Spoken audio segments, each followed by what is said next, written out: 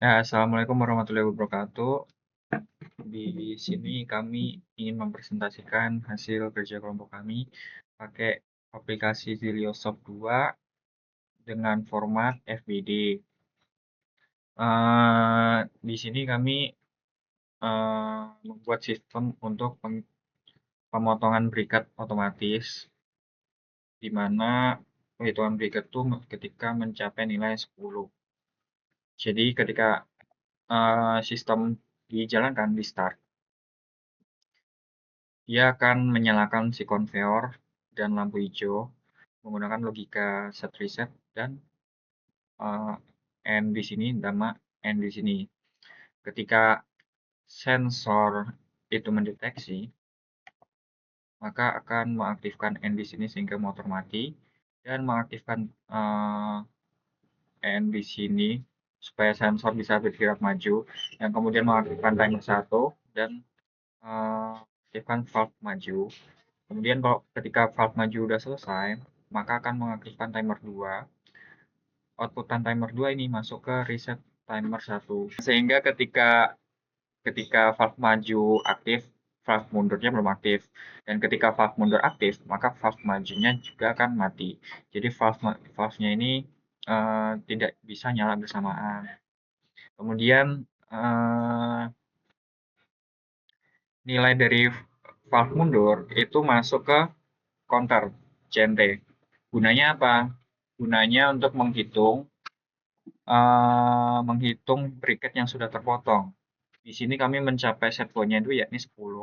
Kemudian ini baru terdeteksi 6. Inputannya, kalau ketika set point-nya ini nanti terpenuhi, dia tuh bakal ngaktifin si lampu kuning dan mematikan sistem. Terus, ini baru 8 ya. Ini dulu deh, emergency. Ketika emergency ditekan, maka seluruh sistem itu seluruh sistemnya mati dan hanya menyalakan lampu merah dan buzzer. Gunanya untuk memperingatkan jika terjadi malfungsi. Kondisi emergency ini dia nggak ngereset si kondisi counter, sehingga sistem masih bisa melanjutkan pekerjaan yang ada. Kemudian, ini baru 8 ya. Karena buat timernya ini persekiannya yakni 5 detik sama ini 5 detik, sehingga total buat pengerjaannya itu 10 detik. Terus, ini baru 9. Nah, kalau udah 10, kondisi lampu kuning menyala, dan seluruh sistem ini mati.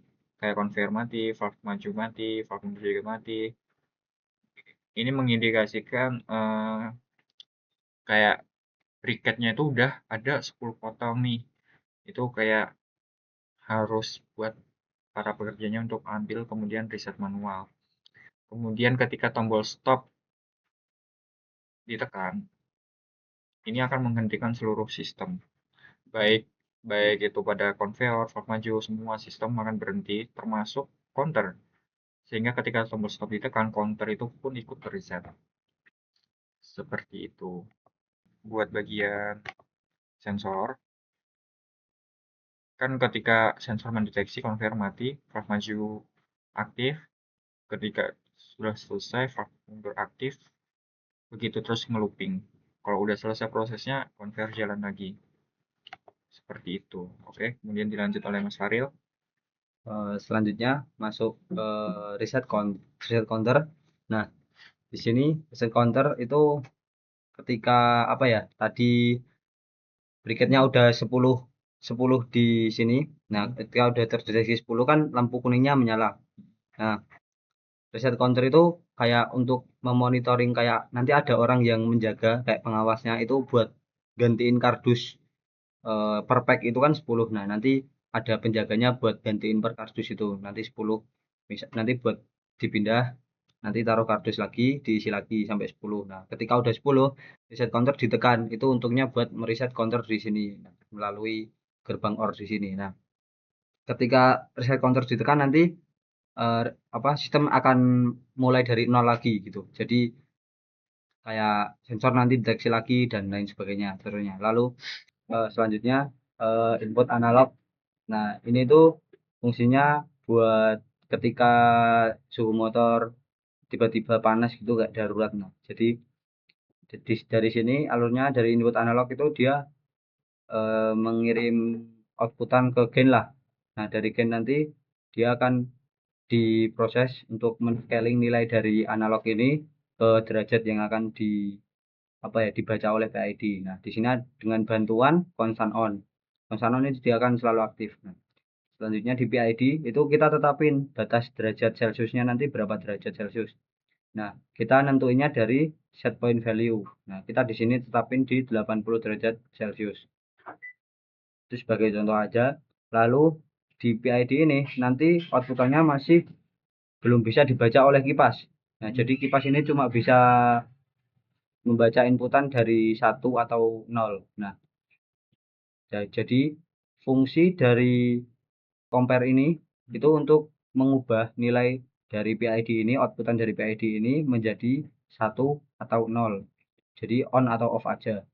Sehingga kipas bisa membaca nilai tersebut. Nah, lalu eh, di sini sudah lebih dari 93, sudah lebih dari 80, nilainya 93, jadi kipasnya akan hidup. Nah, dia akan mati itu ketika di bawah 80. Ketika udah di 80 dia akan mati dan sistem akan berjalan lagi seperti normal. Sehingga kipas ini tuh bisa memberi waktu buat motor beristirahat dan kipasnya juga membantu buat mendinginkan motor tersebut. Oke. Sekian presentasi dari kelompok kami. Terima kasih. Assalamualaikum warahmatullahi wabarakatuh.